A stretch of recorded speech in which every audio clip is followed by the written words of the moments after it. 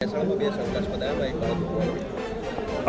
કયા કારણોસર એ તો એની વિગતવાર તપાસ કરી અને ચાંદીપુરમનો જે રોગ છે સેન્ડ ફ્લાય એટલે કે રેતીની માખથી આ થતો રોગ, એ રોગ હજુ એના જે નમૂનાઓ ખરા એ આપણે પૂના મોકલ્યા છે. અત્યારે આપણે સસ્પેક્ટેડ ગણીએ છીએ કારણ કે એના લક્ષણો આને મળતા આવે છે, એટલે આવે એટલે કન્ફર્મ આપણે કરીશું. પરંતુ આ ચાંદીપુરમને મળતા પ્રકારનો એક રોગ અત્યારે પીડિયાટ્રિશિયનો આપણને કહી રહ્યા છે.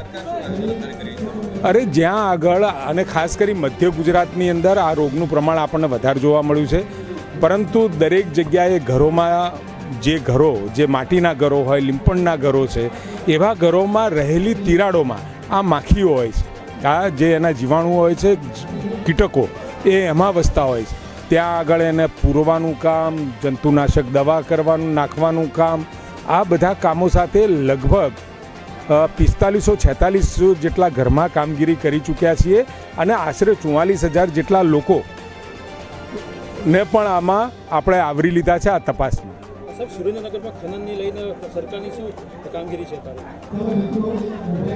ખનન વિષયમાં ભૂપેન્દ્રભાઈ પટેલ સાહેબે જે ત્રણ જગ્યાએ જ્યાં આગળ બખોલ હતી અથવા તો જેને કહી શકીએ કે કેવ્સ હતી, એમાં આ 3 મજૂરોનો મરવાનો જે ઇસ્યુ બન્યો, તપાસ એમને સોંપી દીધી છે. તપાસ ચાલુ છે અને તપાસના અંતે કોઈ પણ વસ્તુ પુરાવા વગર કોર્ટમાં જવાતું નથી, એટલે પુરાવા મેળવવાની કાર્યવાહી